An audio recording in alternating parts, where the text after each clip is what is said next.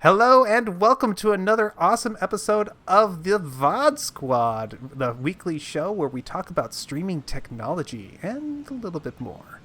My name is Matthew Ross, and it is June, 7th? Yes, June 7th, 2021. And this week I am joined by Michael Aston. Hello, everybody. Hey, so a couple weeks ago, is July? Did I say June? That's why we have a chat box, so you guys can correct me when I'm wrong, which happens plenty of times. It's pretty commonplace, quite frankly. A couple weeks ago, we had an awesome two-man episode that starred Clyde and Jimmy. And this time, you get a two-man episode that's Clyde, me, and Michael. I like this. This is a good thing. Maybe we should mix it up like this more often. You don't think it's a good idea? No? Sounds like, no. No, actually, you're right. It's a horrible idea. I don't think it's a good idea at all. And I did actually finally get around to listening to the podcast of that missing episode. It was very interesting because they actually decided that they've dedicated the show to us. You realize it was the VOD Squad, the Wrath of Matt.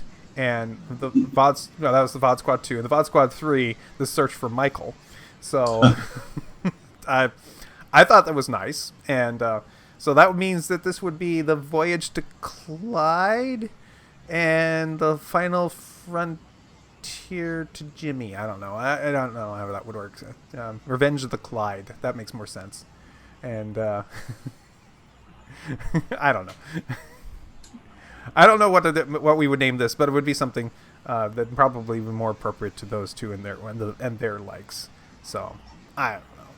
All I gotta say is this week it's you and I, and we're gonna make a great episode. Have you had anything interesting happening to you recently before we get started, or it's just been one week full of work for you? Mostly work, yeah. Me too. I got a new person who works for me. Just real briefly, I wanted to say that I have a new workmate, and it's been really nice to have an extra pair of hands at work, because all those computers don't image and erase an image themselves when you're getting them ready for surplus. So while he's learning how to and doing that process, I'm able to work on other things, like figure out how I'm going to completely mess with the networking and redo my VLANs and things like that, because I got a whole new network stack and wireless stack to play with this summer before school starts. And run the critical patch out to all of your Windows machines overnight, because they're all off. Nobody's using them. Nightmare. Nobody's using their computers right now. They're summertime. Did you guys not have to do print nightmare protections today? I did not, but I run Linux, so. Oh. That is the easy way to go. It's not a problem for me. And the school district? No, not the whole district. But they run Windows though, right? Well, yeah, a lot of the teachers run Windows and like that, but they're all not here or they're at home. And I have my computer set up to automatically. I'm using just the settings for all those remote computers, and I believe I by default make them wait for critical updates for 24 hours and then download. That gives enough time for a really bad critical update to be caught before it's a problem. And all the other updates, I have them wait 1 week before they download and install. So okay. They'll all install tonight. Yes. Well, if it wasn't today or the weekend, they'll install tonight automatically. So that'll be the patch came out last night. I actually didn't even pay attention to it. What exactly was the problem? They could basically take full control of the computer through the printer. Utilization of print spooler. How is that? Spooler exploit. The print spooler has to get like basically not in Windows terminology and Linux terminology root in order to be able to execute. And so why? They found a way to get into this basically root permissions with utilizing an exploit on the print spooler. I hope Windows 11 implements service users for just like Linux did, like when it was introduced. Yeah, the print daemon gets its own user, and if you can mess up the print daemon, fix it. I don't know, but yeah. So that's practically every computer has it. Even a lot of servers have print spoolers on them. So yeah, it was pretty pervasive. Ugh, okay. And high risk vulnerability. So well, now I know what I'm doing after work today is I'm going to remote in and use the Windows what is it? The Windows Admin Center, the new web-based Windows system. It's actually really nice for updating servers. It's actually a really convenient way of doing that. So yeah, my new favorite way with my small business way of doing things. So well, we actually do have stories to talk about. So why don't we actually all right, let's get to it. Move on to stories. We're going to start with a story here in Stadia. It was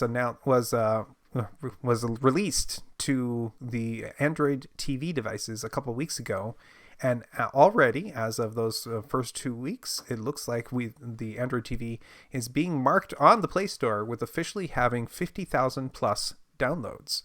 That's remarkable in the fact that that's a pretty good launch for the streaming gaming service. And having that many downloads, people that are basically, you have to be a pretty dedicated, I'm an Android user and I want to use it to stream the Stadia kind of. This is a pretty narrow path if you look at it.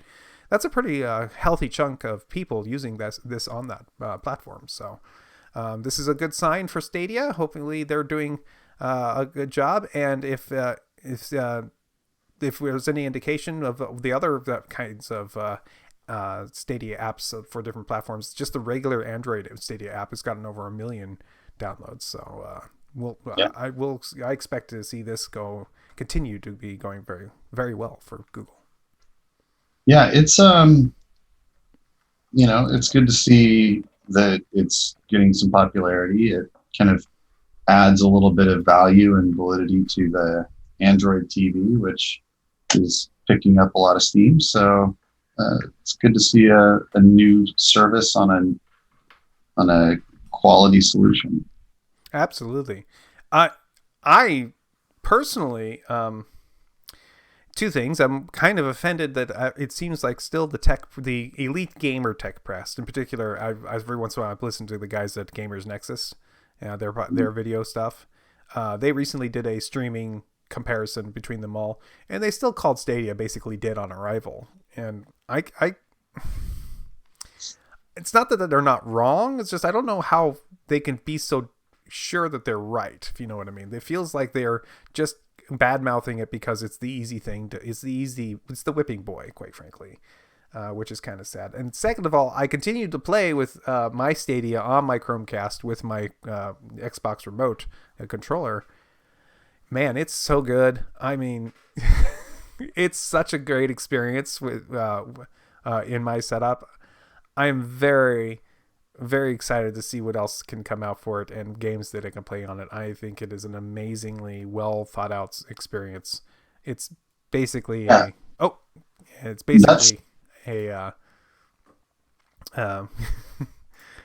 it's basically a really nice console system that's not physically here. It's in the cloud, and I love it. Yeah, and I would think that the way you're playing it's probably not the optimal solution. Streaming to your phone, to your TV? Nope. Streaming directly to my Google Chromecast with... Okay, you have one of those. Mm-hmm. That's the way I'm doing it. I also could stream it to my... to your phone and then cast to the TV is what I thought you were doing. But no, okay. I'm not doing that. I also have the other Android box too. So yeah, but no, that's you have the Android, the NVIDIA Shield, an earlier one. Okay, well, yeah, I mean, I think that's the Stadia's. I don't understand why people are digging on Stadia so bad. Like, I think that it's a pretty good service. Even when it first came out, I was pretty happy with it, and it's gotten a lot better from everything I've heard from literally everybody that's actually using it. Is it going to give you the kind of performance I get directly on a high-end PC? Probably not quite the same. But it'll save you $2,000. Going to save you a lot of money. Exactly. Yeah, I spent a little north of $2,000 on this PC, and so and honestly, you probably pay an extra grand right now with the price of graphics cards. Yep. I bought my graphics card for like $300. And I was really annoyed because like a month later they came out with the new lineup. Well, now the one I have is still selling for over $1,000 if you can even find it. So it's pretty crazy. So which one did you end up getting? The 3070 Super. Yeah, oh man. Or the 270 Super, whatever. The most recent one's the 3070. The 2070 was last year's edition. So I'm glad you got the 3070. That's a nicer card by a long shot. So quite jealous with my RX 480. That's what I replaced. But that was a good card. Problem is I had a dog of a CPU running it. And so it doesn't matter how good your graphics card is when you got super crappy CPU. Sorry, man. It also depends on what games you play. It runs Doom fine. That's all I gotta say. It runs Doom just fine. All right, Sony PlayStation Video is a feature where you could purchase on the PlayStation's network. You know, if you're a person who used the PlayStation in order to purchase your videos and your movies and your TV shows, you could use that to purchase shows and watch it on your PlayStation. They announced a while ago that they were going to shut down that service, and so they are working on it. It looks like that they were going to be doing the shutdown officially in August, but you've always been able to play it on your phone as well. And actually, the guys at Sony basically said they'll continue to support that for people who have purchased movies on it. But won't be adding any new features essentially. Well, it looks like that app got updated and now has lost the ability to cast your video from your phone to a TV, probably to a Chromecast or a similar device. So that's really sad, especially since it looks like, according to this article here, that while people have reached out to Sony really has not made any response back to them. So this appears to be a dead platform for the future, for real. Not going to be supported as well as people probably want to. Yeah, I mean, that's how you really get people to migrate. You can say anything, but until you actually start shutting stuff down, people aren't going to move unless they've got good motivation. You know, the vast majority of people see that all the time in technology. You know, with what I do at work, that's exactly how our customers handle it as well, right? Like, we can tell them, hey, this is a really bad idea to keep using. You should migrate off of it, and we're going to shut it down in 6 months. Yeah. If we don't, until we actually start shutting it down, they don't move. And then they're like, everything's on fire because we're going to lose this tomorrow. And it's like, yeah, I know. That's why we told you 6 months ago. Start taking away features. That'll force people to change their habits pretty quick. Yep. And also, since they said that they were going to support it, and if they're going to start removing features, it'd be better. I don't know if the Sony videos were on the Movies Anywhere thing where you could move them between different platforms. If so, that would be better. Yeah, I don't think they were. So I think that's part of the problem, right? Is that you are full on losing access to the videos that you previously purchased. But I mean, it shuts down in August, and they announced it quite a while ago. So it's not like people haven't had plenty of notice. And like I was saying, it's like, until you start removing features, people don't jump ship, or they might even keep buying stuff on it. And it's like, yeah, you should know better by now. I think this is kind of an easy way to kind of soften the blow of just like cutting the cord and like just flipping the power switch on August 31st or whatever. And, you're like, hey, by the way, here's your little bit of a nudge in the right direction. Like I said, I think it's probably a beneficial move. Okay. So you think they're actually doing it on purpose? I mean, I would. All right. Hey, yeah, get them on. Okay, I can see that, I suppose, even though that's horrible.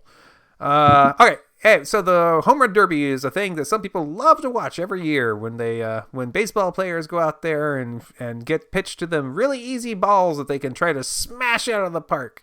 And this year they're going to do the same thing, but also this year T-Mobile is sponsoring an idea to put cameras on the helmets of the batters, so that they are able to see those amazing pitches and those hits and the flying off into the distance, just as if you were right there, the one actually hitting the ball and hitting it out into the field. These cameras are going to be, I'm curious how cameras are going to be stabilized, because just imagine how jarring that's going to be. And second of all, they're using T-Mobile's 5G, which, nothing bad's going to happen there. Yeah, I mean, they're not streaming it in high def, so maybe not. It might be high def. It's not 4K. Okay. It is HD, not 4K. So it's not going to take up that much bandwidth. I don't think it'll be an issue. I think I don't know if you've ever been in a batting cage or had a skilled pitcher pitching to you. It's pretty quick. There's not a lot of sitting there watching the ball come and picking where you're going to hit. You almost have to have a sixth sense of where the ball is going to end up in order to hit it. So and my suspicion is, in order to improve the likelihood of a home run, the balls are still going to be moving pretty quick. They'll throw it in the sweet spot in the box at a fairly high speed and let you rail on it. And I think I don't think it'll be particularly exciting. It'll just be like, wow, their ball went really fast and the guy swung and he hit it really far. It'll be just as exciting as the Homerun Derby usually is, and so people love watching people hit the ball really far. Obviously, that's really. I enjoy watching people hit home runs in a game when it's hard. And they're not getting pitched to kind of easy. And I've seen a couple of like mini home run derbies pre-game, where at some of the games that I've been to, they would have one of the other pitchers, like the backup pitchers, go out and throw some balls for the team and do that. Like, so it is interesting to me, but I don't know. Baseball, in my opinion, has always been one of those sports that it's way better live than it is on TV. It's kind of a boring sport on TV. It's, in my opinion, the best background noise sport there is. Better than golf, in my opinion. Because it's golf. You got he did it. I mean, that's basically all that. But it's spaced further apart with baseball. Is it going to be an exciting thing? Is one of those that is equally bad on TV and in person. Which is to say, it's absolutely awful in both cases. I'm sorry. Only enjoyable to play if you are a masochist. That's the only good thing for golf, is like, if you like to torture yourself, then go play golf. That's how I see it. I mean, I don't mind playing golf like with some friends, because it's a social event. Sure. You're walking a lot and you're talking. Sure. But I mean, it's what is that saying? Golf is a great way to ruin a good walk. I believe as Mark Twain said it, golf was a good walk ruined. But yes. Yes, there you go. Yeah. But no. Sorry. We went far afield from baseball. Anyway, yeah, no. Derby, But really briefly, let me just say, getting back to the golf versus baseball thing, I can't imagine how horrible it would be if I wanted to be a spectator at a golf tournament versus at a baseball field. The vendors are much worse. I don't have a good seat. I can't see anything because everybody's standing around and the crowd. This is a horrible. I can't imagine that. That just sounds horrible to me. Yeah, and you get to see like one hole, right? Or you follow the guy or around. You follow one guy. And then, you get your exercise at least, I guess. No. But, okay, back to the baseball here.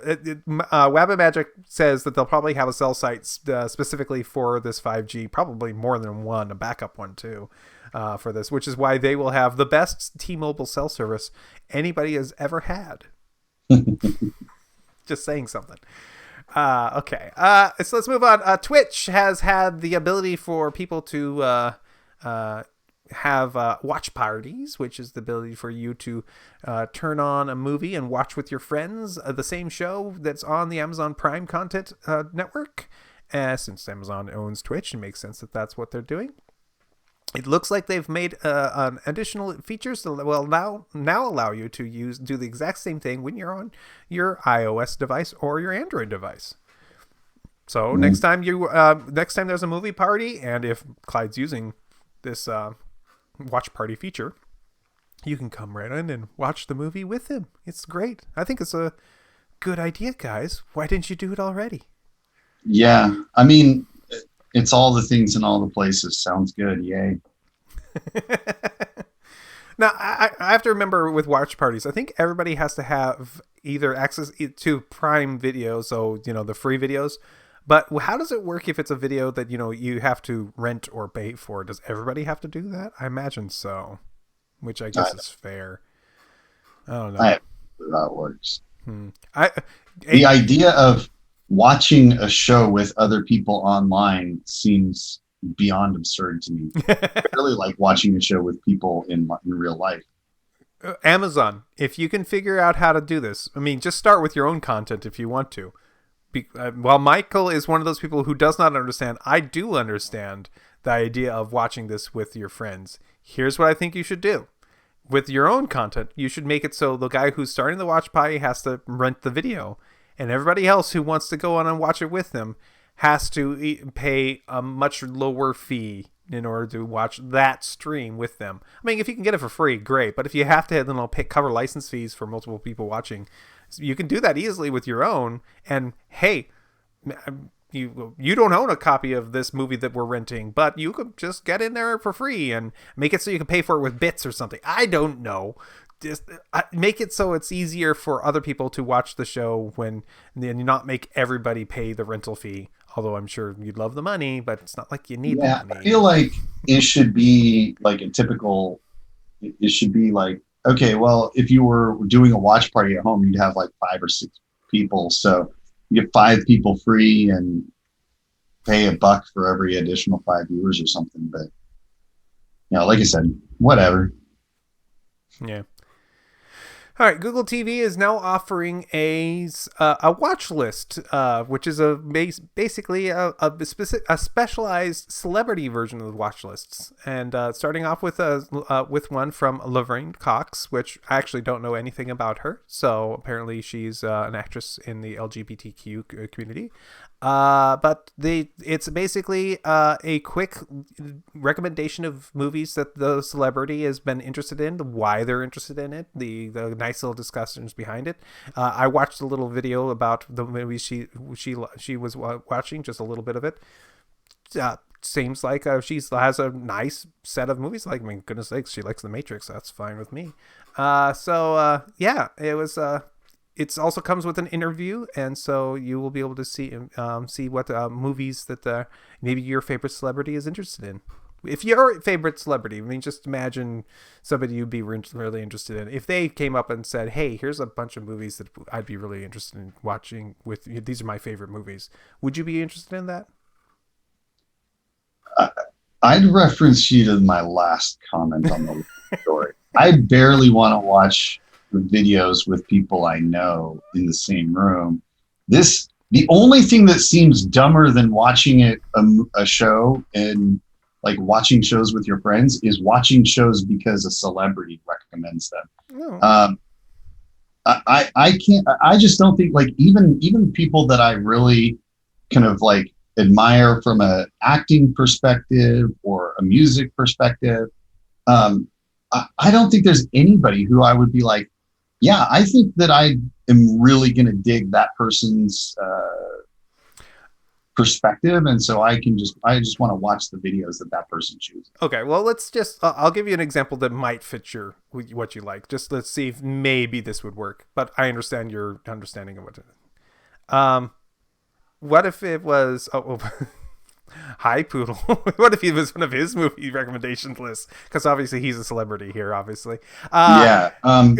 No, I was going to say, what if it was Adam Savage, and he was like going, here's all the movies where I worked on props for, and here's the props that I worked on. You can watch them as they come by. And you see that piece there and the story behind that prop and the whole explanation of making it and that. Would you be interested in that?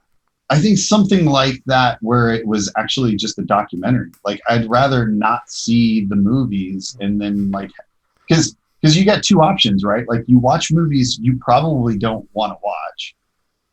Or he talks over the movies and turns it into a pseudo documentary, and then you're like, he's ruining the movie, and I'm watching something I don't want to watch. Yeah,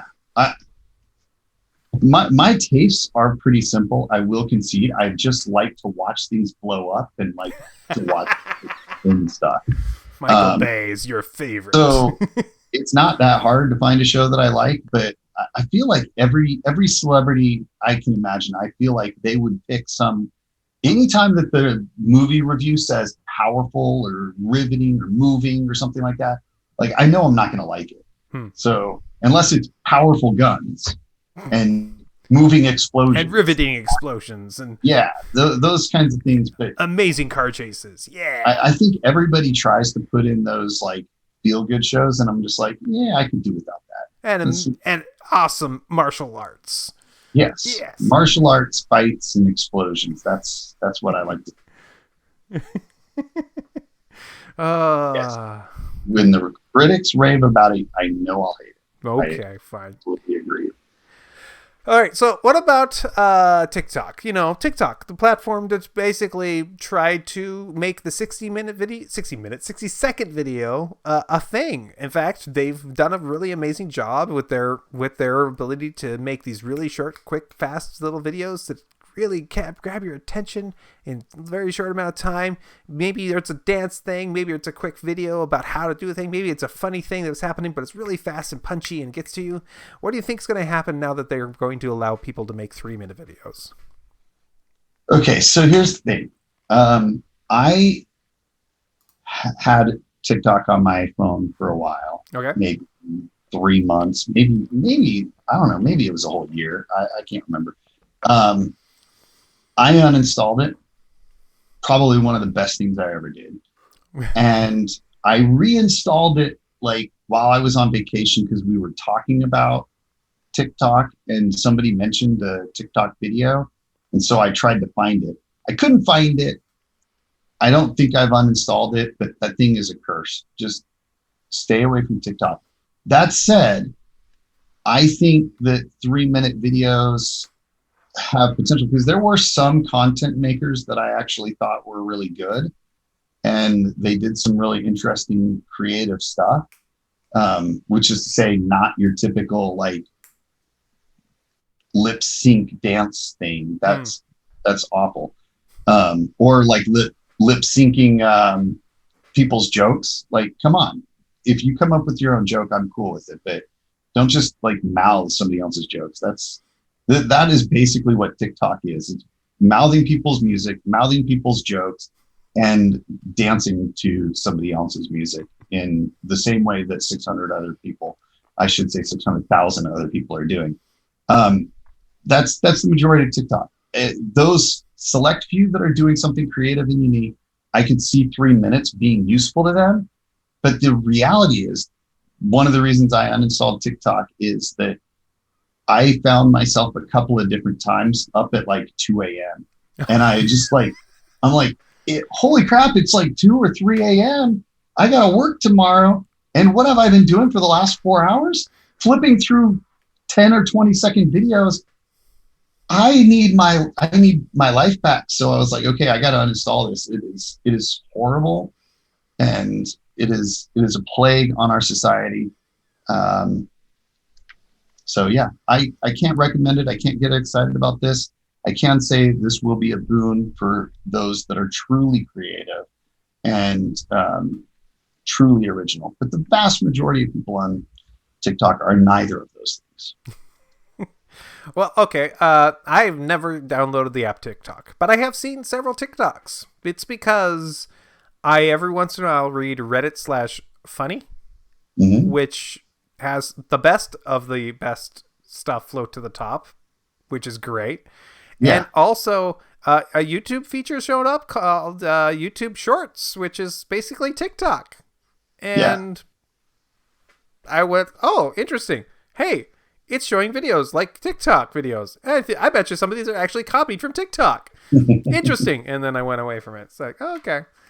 Because, Yeah, I would caution anybody from getting caught in this quagmire. It is a really effective way to waste a tremendous amount of time on something that is wholly unredeeming and unmeaningful in any way, shape, or form. okay. Yeah. Well, what if, whoa, hello. What if you were, and you can see that the animation is poor, so I'm so sorry. I don't know why it's so bad. What if you were deciding that you wanted to get yourself that new Google YouTube TV's 4K? Would you be willing to do it, especially if they gave you a free Google Chromecast with Google TV? Would you do it now while supplies last? Comes free if you go ahead now and order it, and they will be offering that as a with that $20 monthly add-on. You think it's worth it? I mean, how long do you have to do it? Do you have to like sign up for a year or something? Because if you did it for like a month, then you could turn a profit. But I You have mean, to pay. the life, yes, you're not going to turn a profit. But You have to pay. You have to have paid for at least 1 month of the $20 extra a month. Is yours while supplies last. okay. Well, that's not bad. Chromecast costs more than $20, so that's not bad. But I mean, I'll reference our comment about it last week. It's just exorbitantly overpriced in my opinion at $20 a month for limited 4K Well, I on understand. something that's already $65 a month. It's already expensive. Yeah, the 4K costs you $10 a month with anybody else. So I understand though. That makes sense. So I'm not going to complain. All right. Facebook is adding the Ubisoft games to its gaming experience, and so it is pushing out to make the Ubisoft streamings available to it. I need to. I don't think I made it to this story. So, is this the one where Ubisoft is basically making their own little add-on to the streaming services, where you can, if you pay a little extra, you get access to their platform of stuff, or is somehow Facebook providing it absolutely for free with the streaming service? I'm not certain. Um, yeah, that's a good question. The story actually does not make that clear, because I believe it's going to be the one where you actually have to pay for the Ubisoft add-on, and then you get the access to the streaming service. So looks like you can now use Facebook's streaming service as the platform for getting your access to the Ubisoft games. Yeah, that's kind of the way I read it, and it seems to me like that's it's a good deal. Ubisoft has some great games, and kind of back to the earlier comment, all the things in all the places. Though, I don't know that I would choose Facebook to be the place that I would want to be getting my additional services from. I believe that the only other service you can get it from right now, I think, is it Luna from Amazon is also making it available. I believe that is the place you can get the Ubisoft channel as well. Yeah, I think you're right. I think that it mentioned, yeah, you can get it. Well, no, you can get it on Stadia as well. Oh, okay. And Luna. Nice. Okay. So I'd probably, if I was picking, I'd probably go Luna or Stadia. it'd be a toss up right now from That's my fair. perspective. That's fair. Facebook would definitely be the last option, though I know Clyde is probably ready to sign up for it through Facebook. Oh yeah, Clyde loves the Facebook, don't you know? He Yeah. does. He thinks the Facebook is the best thing ever, and he wants he's basically offering to be their mascot and be able to tell everybody about I how think wonderful I'm Facebook pretty is. sure he secretly has a Facebook tattoo on the small of his back. You think so? Ooh, really? It's not Zuckerberg's face? Okay. I could be wrong. I could totally be wrong. I don't know. Sorry.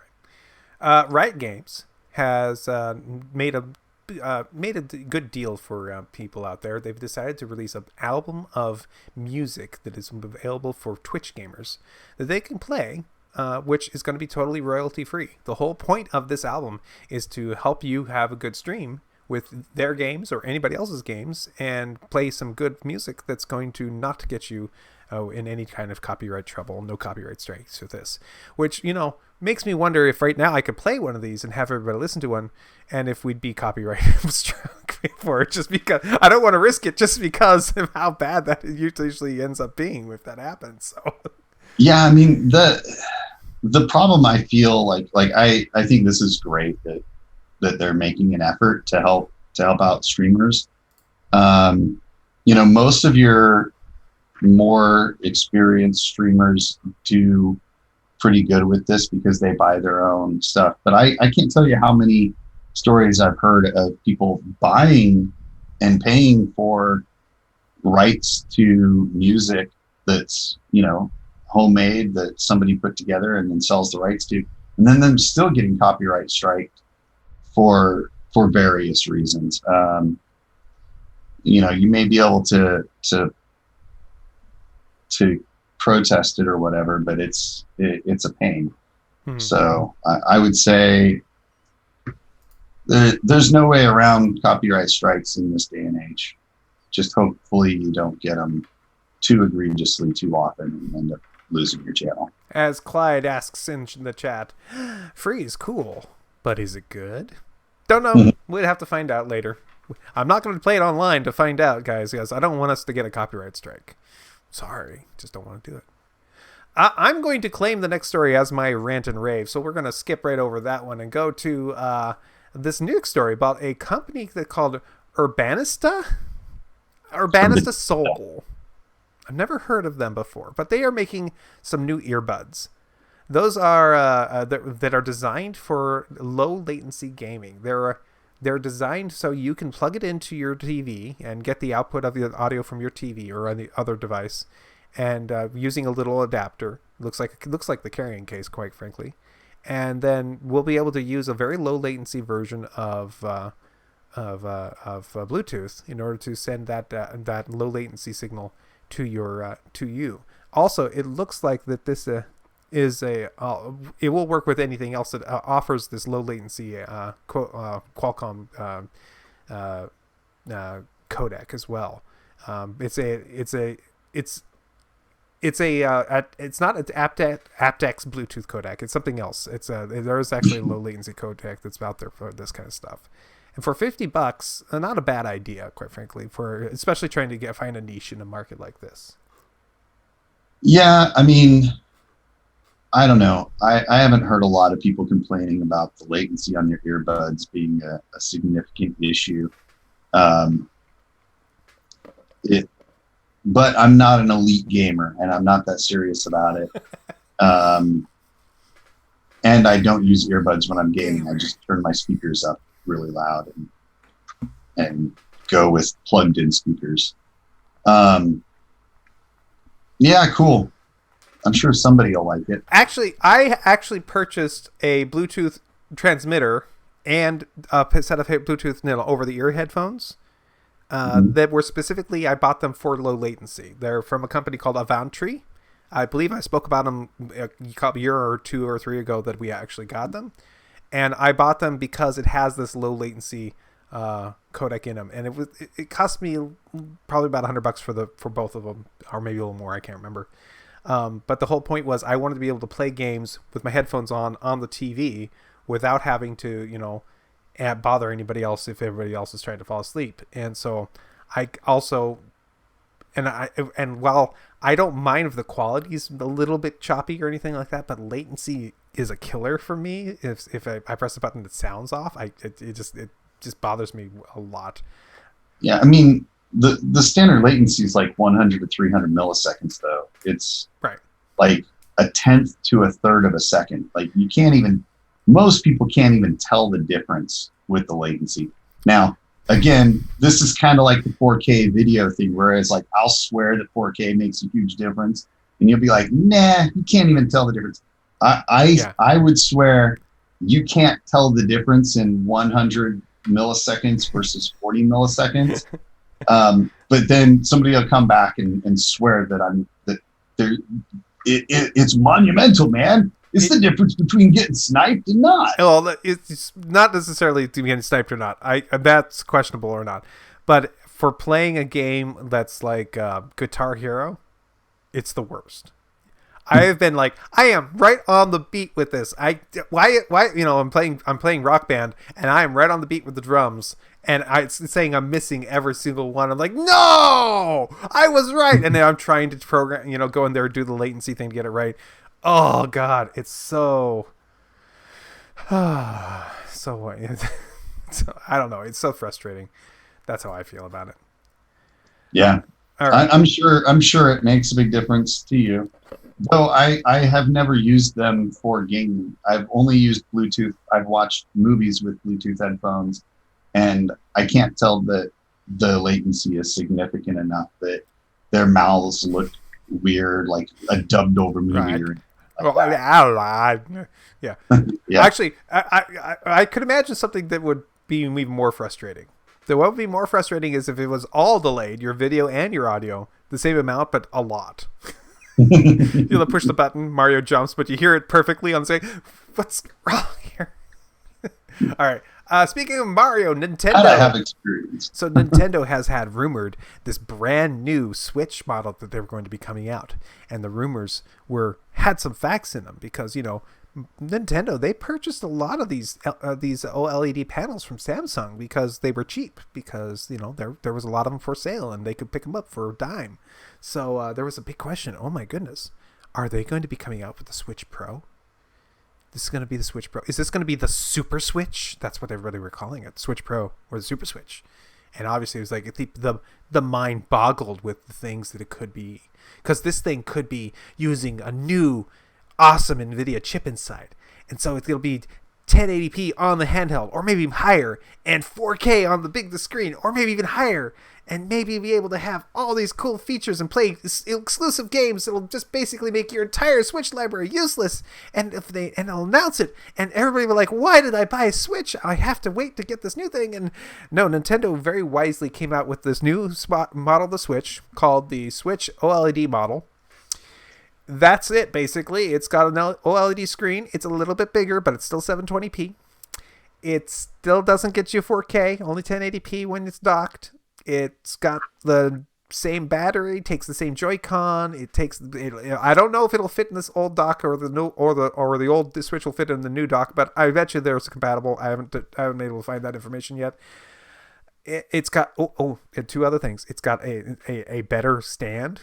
Gives you all the angles. Like a modern Surface, Microsoft Surface does, and also it's got better stereo speakers built into it. So it's going to be coming out for $50 more for this newer system. It's going to be coming out on October 8th. So we just got a couple months before that comes out, and other than that, nothing else has changed. It's really, let me put it this way: if you play docked, there's no reason to buy this. Yeah, I mean, two things. First of all, whoever thought that they were going to get 4K on this device was not being rational. I mean, if you look at 4K, playing 4K on a computer, you have to have a pretty darn beefy computer, a pretty high-end graphics card to get playable frame rates in 4K. And so to think that you're going to keep something in the form factor of a Switch and get quality 4K gaming out of that, it's not going to happen. So I don't know who thought that there was going to be some time warp or wormhole inside the new Nintendo Switch that would pull graphics power out of the other dimension, but it wasn't going to happen. That said, I think this is a great bonus. I use the OLED about 50% of the time. And when I say I mean me and my kids. Um, so, So you you know, use the screen as well. we would be using the OLED screen, and I'm sure it will look quite a lot better. So, um, nobody said quality, just 4K. Yeah. Okay. 4K at 20 frames per second. Ugh. That's what you could have gotten. And maybe that's what somebody wants. Um, but yeah, I think that it's a nice bonus, a nice feature, and $50 seems fairly reasonable. You pay like $1,200 for your OLED phone, and mostly all you're paying for is the OLED screen edge. So Well, the people who were hoping that it was going to be 4K were hoping that they were going to move from their current chip in there. Is it the Tegra? I don't think it's the Tegra. I can't remember. Maxwell. There's a version of the chip that they ended up using in the original Switch, and since then, they have made a new edition of that same chip that went into the newer versions of the NVIDIA Shields, because they use the exact same chip inside the Switch and the Shields. And they were hoping that with that newer chip model, if they could get a revision that was going to go into the new Switch, which didn't happen, that it will also include DLSS, which is that amazing super sampling style of being able to take something that's low resolution and very, very well upgrading it to a higher resolution with almost no penalty in speed, and with almost no and only a slight penalty in the video quality. And so there was the hope that that's what they would see, and that could have happened. But also, it would have been a $450 Switch at that point. I bet you it's what is going to cost you more than the simple $50 upgrade. Also, again, it's a tiny display in your hand. 720p is enough. Come on. I mean, it is going from 6.2 inches to 7 inches. That is a nice little bump, but yeah, I do agree. I think there's no real reason to amp up the resolution significantly more. It looks, I mean, honestly, and ultimately that's the thing, is the trick with Nintendo is that, as a general rule, they're not trying to make the game that takes the most horsepower in graphics computation. They're making games that are artful and beautiful without having to be, 6 million tessellations on screen at a time, 6 billion or whatever it is. Just make it look beautiful through the art of the imagery rather than high graphics power. Breath of the Wild is a great example of that. It was a beautiful game, and it was not terribly graphically demanding, and it can be done. Hey, it works great on the Wii U. So yeah, absolutely. It was 60K on the Switch, not 60K, 60 frames per second on the Switch usually, and 30 frames per second on the Wii U. But yeah, it was fine. So yeah. So this next story I put on here because I knew Clyde would love to talk about it, but he's joining us only in chat this week, which is fine. If he wants to make a comment about it, he can. Audacity is a very nice free open source piece of software which allows you to make a pretty high quality edits and configuration of audio files. It's what it's for. It's a really nice piece of software for this. It was recently sold to a company. They call themselves the Muse Group. And one of the things that the Muse Group did is that they changed the licensing terms for it just slightly that allowed them to gather information about their users. Being an open source piece of software, you probably might be aware that the open source community is pretty big on not sharing any information about who they are and what they do. They are very much privacy. Basically, one of the reasons why they do their things is that way is because they don't want to depend on anybody else for anything they do. They want to be completely private and self-sustaining on everything.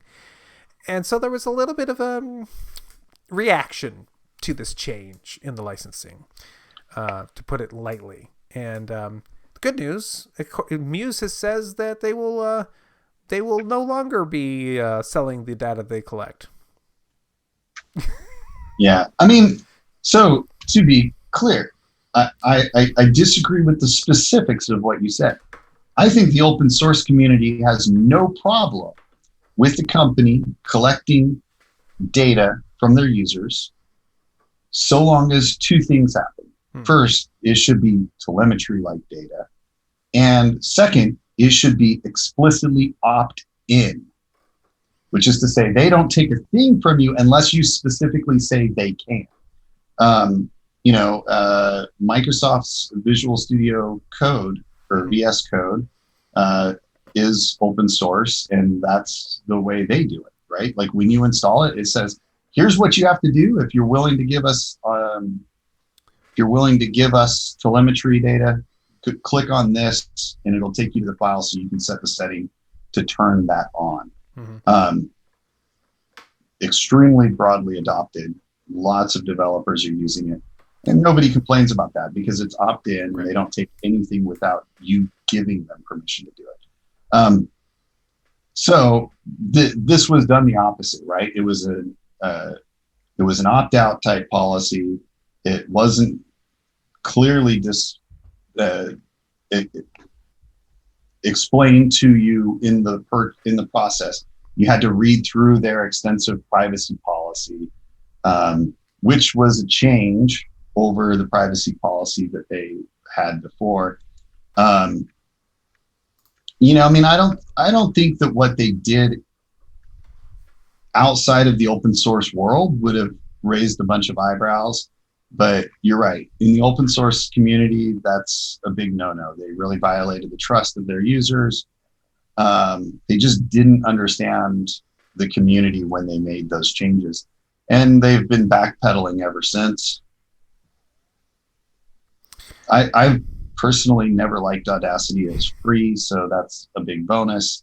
But I feel like it's a pain to do anything in it. Like you got to jump through so many hoops to accomplish anything.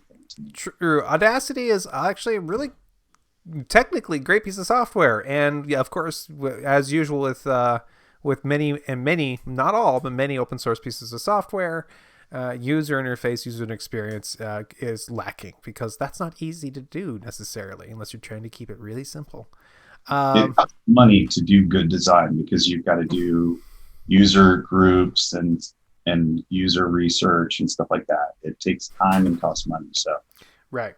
But also, I put all of open source people in one box. I'm sorry, I don't mean to do that. Some people are, perfectly fine with keeping themselves sharing data.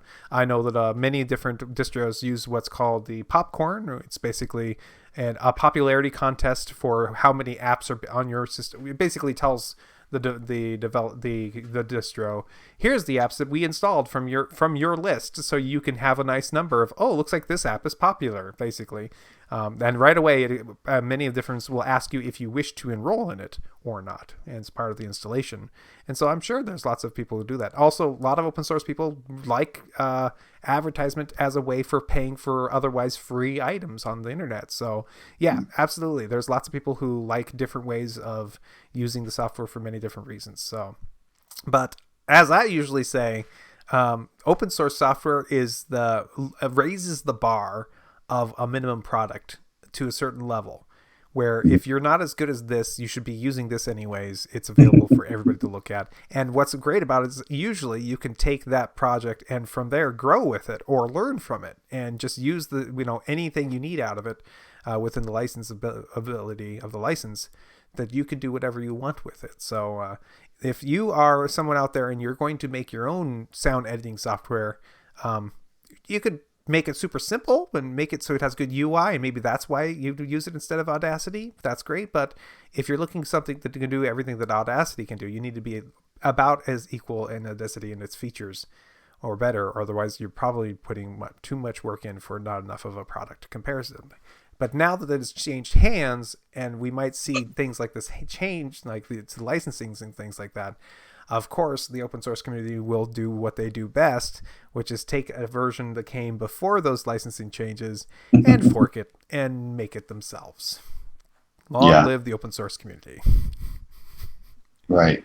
All right, This Sony. is Oh, go a ahead. lesson for businesses that are looking at buying open source software with the intention of finding a way to monetize it.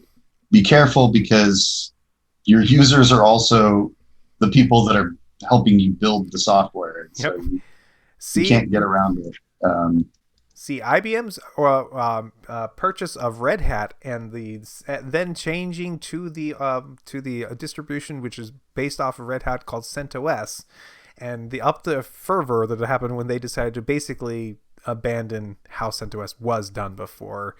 It is now a gigantic deal in the open source community. So, yeah, we learn from people's mistakes is always a good thing.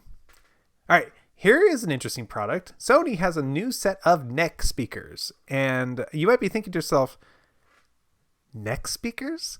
Well, anyways, they've got, I don't care much about this product in particular, but I did want to talk for a moment about this idea of a network, of a Bluetooth capable speaker system that you hang around and it kind of sits here on your body for your listening and pleasure. I wanted to know whether or not you thought it was a good idea. This is the kind of thing, hey, this is a good thing, or if this is the kind of thing that was like, what the heck? I think this is similar in some respects to the headphones that are built into like the Oculus Rift and most of the other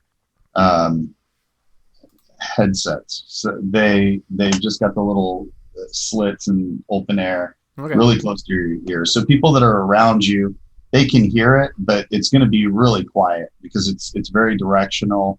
The vast majority of the sound just pipes straight into your ear and is pretty good audio for you, the wearer.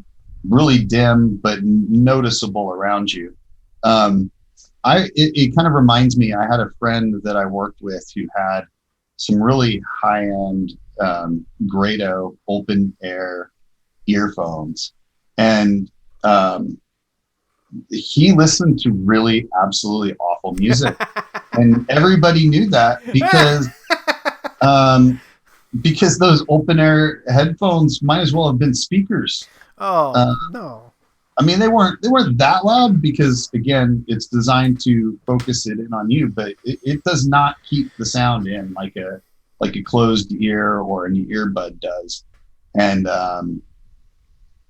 so people definitely know what you're listening to, and when you turn on Britney Spears and act like you're rocking out, it doesn't work. People know. Yeah, okay, so I actually want some of these. I've always wanted this kind of thing because if I have earbuds in, I block too much of the world out and it's too hard for me to pay attention to something else that's going on. I don't want to have a Bluetooth speaker sitting there blaring what I want to hear because I'm walking around the room and I don't want it too loud when I'm too close to it. But at the same time, when I'm far away, I want to be loud enough I can hear it. And also, I don't want it to be too loud because if there's somebody else who's not interested in listening to my thing, I don't want to do that. I don't need it to be loud. And somebody's walking around with, the speakers on your shoulders that are blaring loud enough to really bother people. I get it. That sounds horrible, especially if it's bad music. If it's my own bad music and it's turned down enough just for me and it's getting close to talk to somebody, if I have a way to pause it and I can talk to them. Also, when I need to grab a phone and I need to stick and pull the thing out of my ear to do it, that sucks. So, because, then it's just not a good solution. I like the idea is what I'm saying. And I want this to work and I want this to be a good idea, but I don't know if it is because of exactly that reason. I suspect they work very well. Like I said, the Oculus Rift uses this kind of technology. It sounds really good. Okay. Very happy with it. Sony tends to make pretty decent audio equipment. Their headphones are awesome. They really are. So I would expect it's going to be pretty good. It's going to sound nice. I think it's got an audience, and you apparently are that audience. For me, I want big over the ear, really comfy, open air headphones, and just blast that music as loud enough that people in the next room can hear it. But that's me. Metal is for everyone, and it's meant to be loud. That's okay. The something the over here. I like the actually over the ear ones for covering. For when I want that in immersive experience. But oftentimes they get too sweaty for me. I don't know. They get too hot. And my ears are hot. I don't want to wear these anymore. Oh well. Yeah. I can't win, can I? It's just not possible. Can't win at all. Oh well.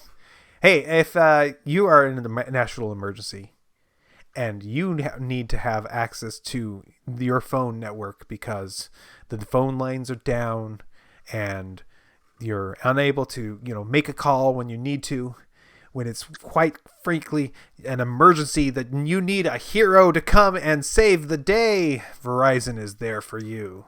They have introduced what is it? It is pronounced the Tactical Humanitarian Operations Response Vehicle, or Thor vehicle, which is a modified Ford F-650, which is a gigantic truck.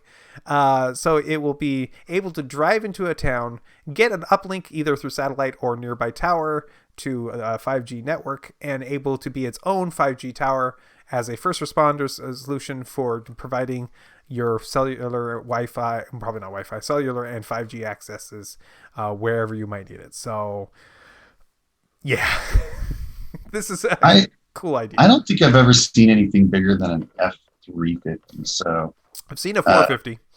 It sounds beyond absurd because those are stupid big. There's really no need for a truck bigger than an F-150. Yeah. This is probably like an actual legitimate excuse for a truck like this. Being able to provide cellular service in areas of disaster is actually a great idea. Okay.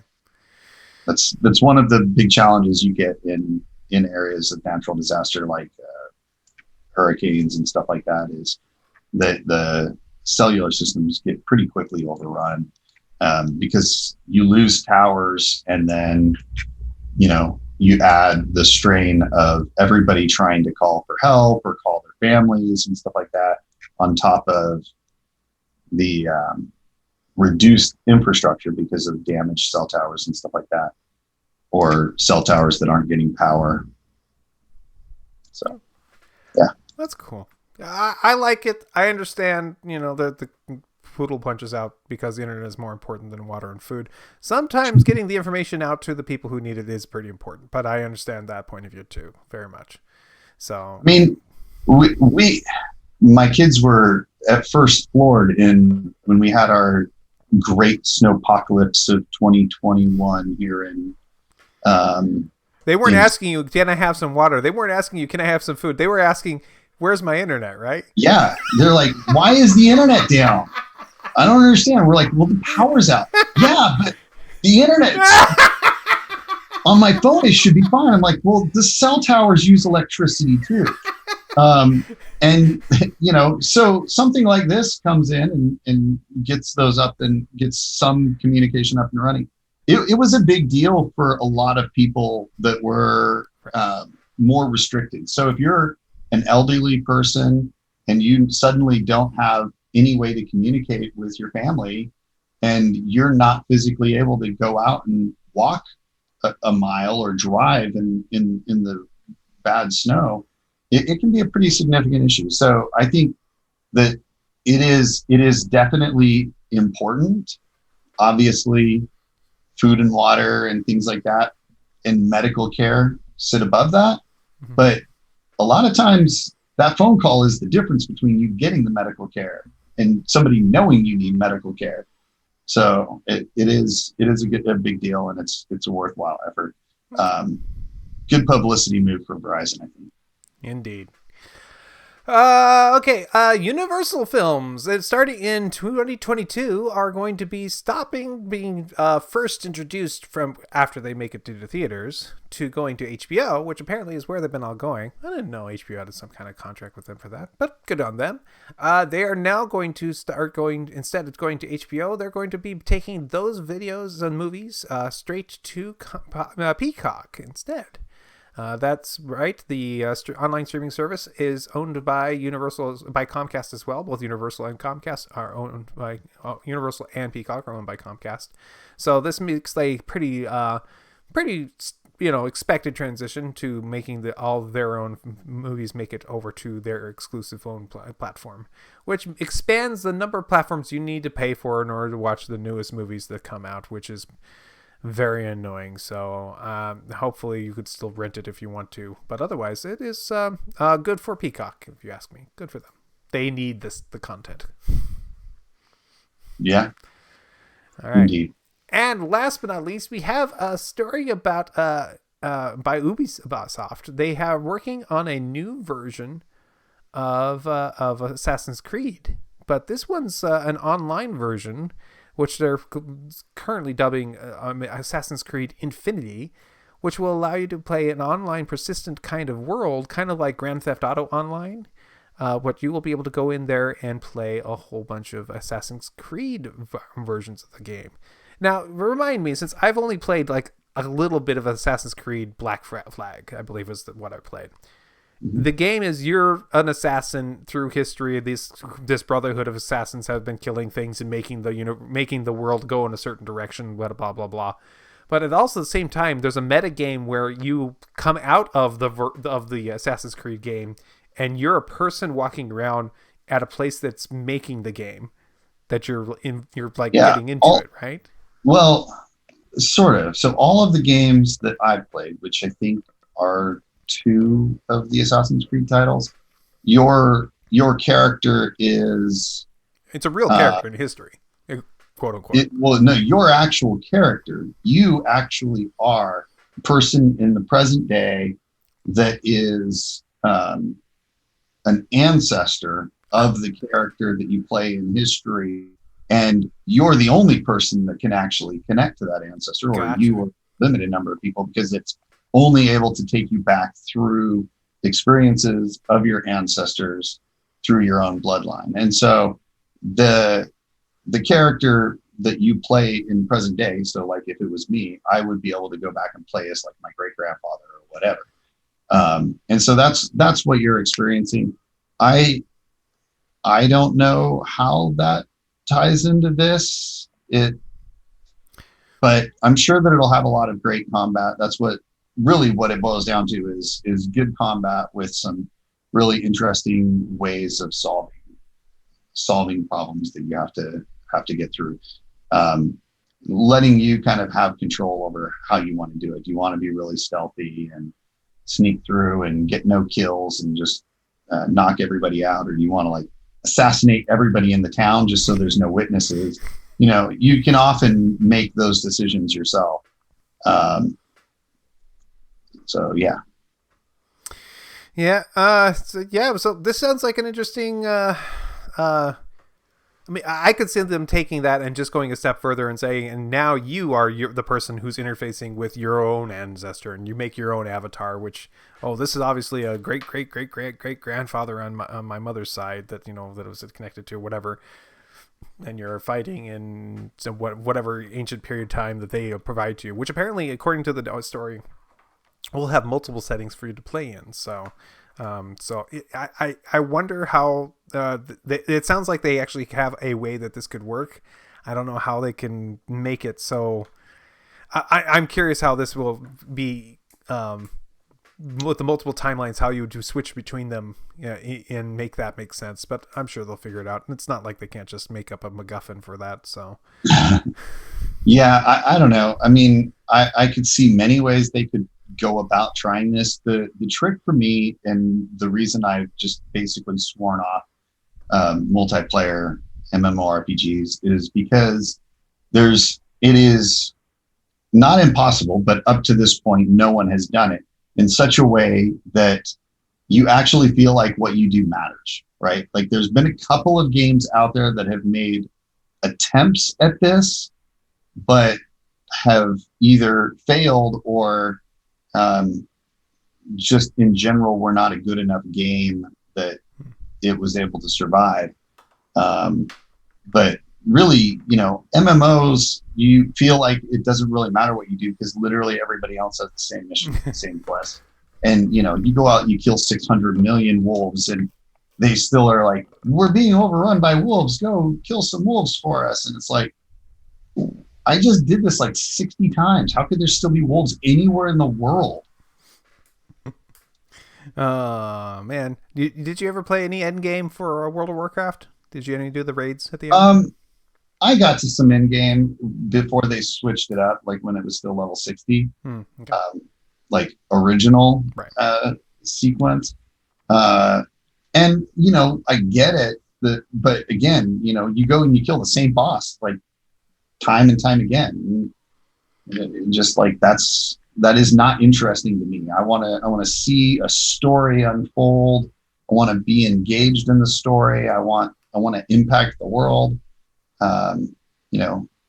Knights of the Old Republic is more my line. Oh, okay.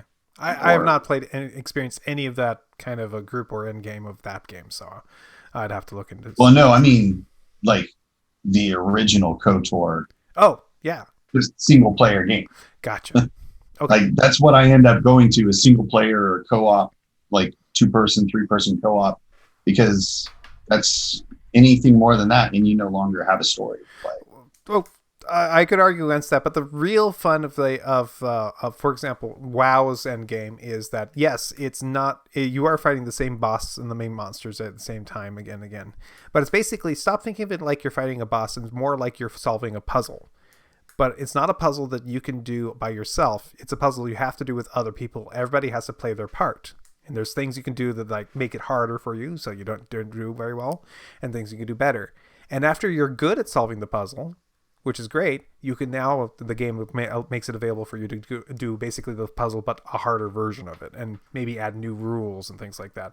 And they keep amping it up and amping it up and amping it up until it's nearly impossible mathematically.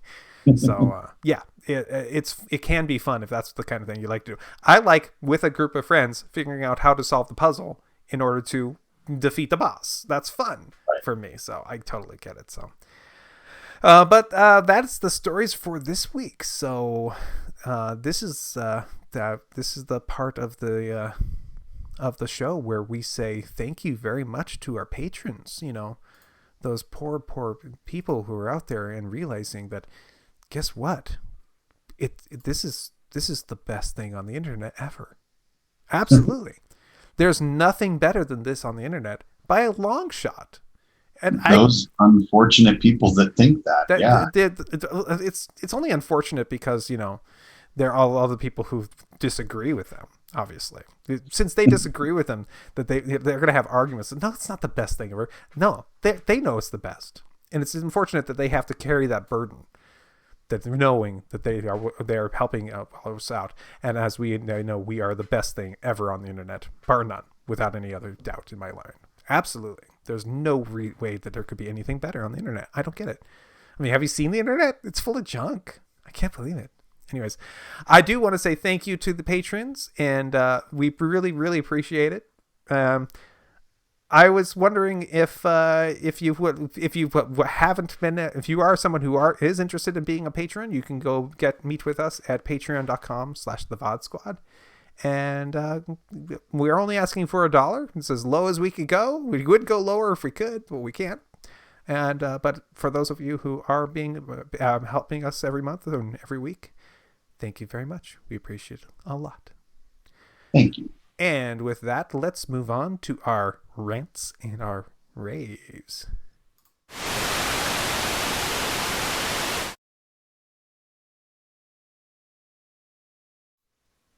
All right. What do you got for me, Michael? Well, I started watching yesterday the new campaign from Critical Role called Xandria Unlimited, and it is really good. If you are familiar with Critical Role at all, it's a D&D game played by a bunch of voice actors that get really into their characters, and some great hijinks ensue, and it's often rather well voiced and acted as you might expect from a group of voice actors. So it's really pretty great. if you are familiar with Critical Role, you will know who Matt Mercer is. He's the game master or the dungeon master normally, but not this time. He Oh, switched roles. He's not behind the dungeon master screen anymore. He's at the table as a player. very good. I don't know why I said that with one voice, running out of breath. Um, Because it's breathtaking. It's it breathtaking. is, yeah. So yeah, you get to see him playing as a character, a dwarven sorcerer that's a bit of a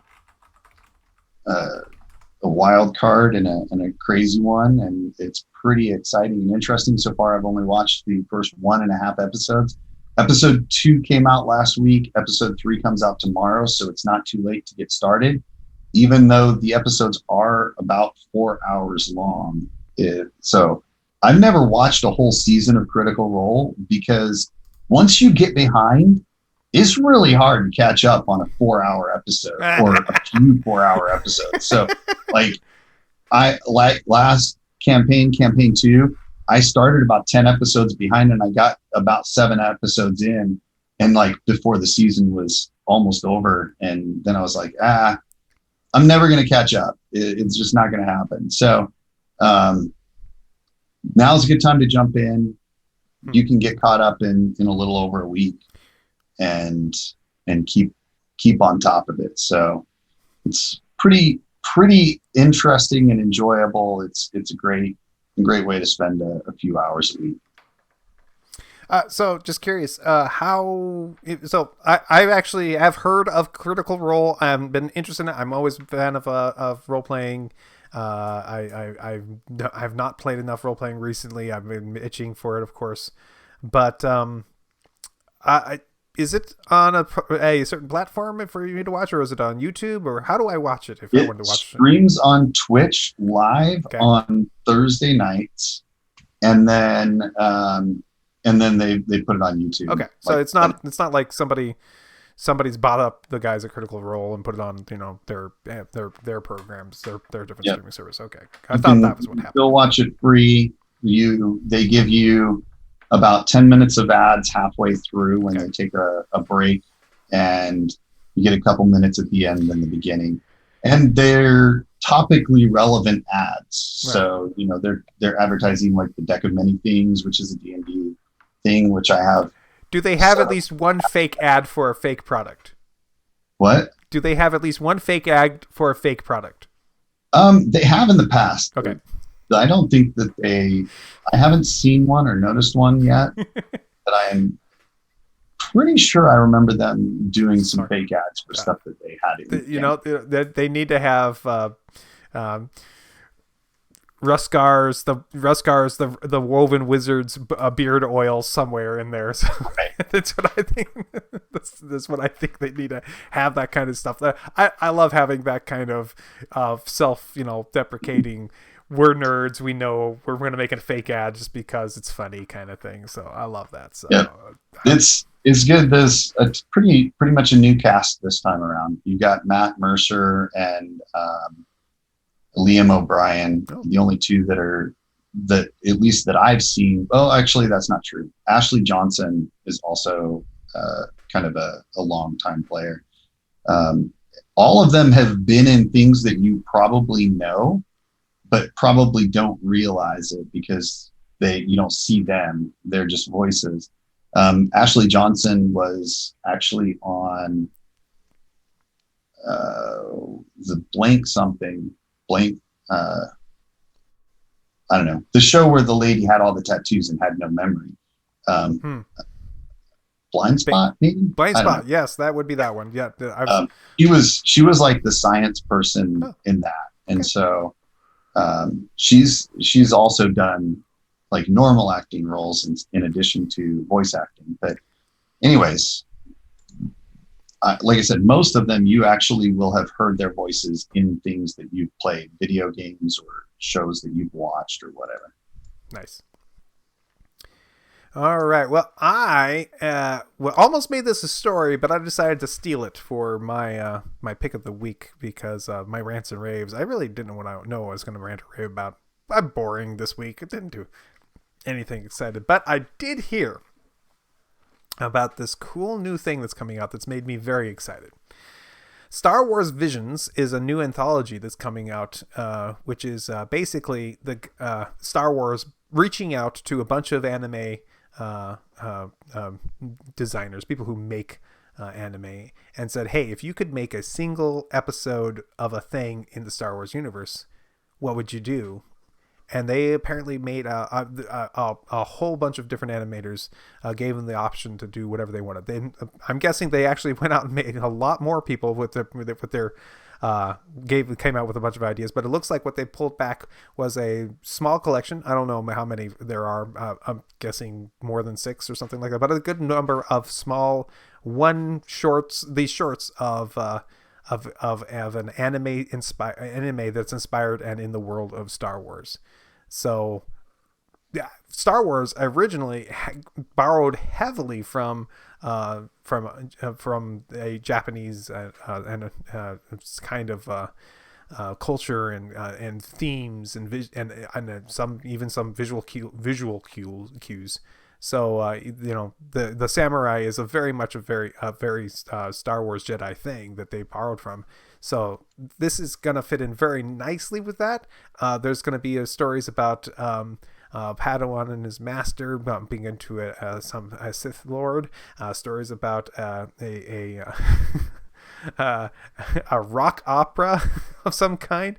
Looks like there's going to be one about a little droid. I mean, they're getting a lot of pull from basically a lot of ideas from good old fashioned Astro Boy in there. So this is going to be something really cool, if you ask me. This is exactly there. I saw somebody made a basically like a trailer that's for Star Wars, and then they did it in anime style of the intro to Star Wars, and that looks so cool just for that little piece of art there alone. That this looks like something I'd be really interested in. It's going to come to Disney Plus. It will be there on September 22nd, and I will be enjoying it very much when it comes out. I also was a huge fan of the Animatrix when it came out, so I love expanding universes and letting other people take things in their own directions and not be and let somebody filter through all the options and find the good stuff and make an anthology out of it. I'm super stoked for this one in particular. So yes. Yeah, I think this will be really interesting. As somebody that enjoys both Star Wars and anime, I don't see. This could be great. I think it could be good. I was going to say I don't see how it could go wrong, but I don't actually agree with that at all. Like, it could go very wrong. Oh, absolutely. I can see how it could go wrong, but hopefully it doesn't. Yeah. I think that there's a good intersection there that can be found, and could be when you get the chance. They've got a little introduction video talking about it, and shows a bit about some of the artists and why they chose what they did and what they wanted to do, and a little bit of little hints about what you'll be able to see in the animes when they come out. And I saw some of that, and I was like, "Yep, this I'll be all for this. This looks great. I will totally enjoy this when this comes out." Yep, looks like it could be good. I'll definitely give it a watch. All right. Also, side note, holy crap, I didn't ever notice that Bad Weave, but that's why she always looked so familiar, even from the first time I saw her. Ashley Johnson was also in Growing Pains. Oh, okay. And I remember seeing her the first time and thinking, she looks oddly familiar. And I could never place it. And now I totally do see it. Thank you. Nice. Hey, last thing is we want to say thank you for watching with us. I want to let you know that you can always catch us here on every Wednesday at 7 p.m. Pacific at twitch.tv/The VOD Squad. That's where you can come in and watch us live. We have a bit of a pre-show. We have a bit of a post-show afterwards. You get to have fun with that too. You get to be in the chat room and let us know when I say something wrong and point it out right live and let me help me correct it. I appreciate that. You have no idea. You can also, of course, go to our Patreon at patreon.com/The VOD Squad and help us in that way if you like. If you want to see us after the fact, you can catch us on the podcast. That's right. The audio podcast is out there. It comes out, and you will be able to find it on practically every platform out there. Just search for the VOD Squad. And we are also able to find us on YouTube if you search for the VOD Squad. If you do find us on YouTube, please take a moment and subscribe. We don't care if you do anything else, but if you subscribe, we'd really appreciate it. It helps us a lot. And other than that, thanks for thanks for being with me, Michael. It's been wonderful to have a nice VOD Squad with you. Yeah, it's been a good episode. Thank you. Right. And with that, I think that's the end of the show. We will see you next time. Bye. Diamond Club hopes you have enjoyed this program.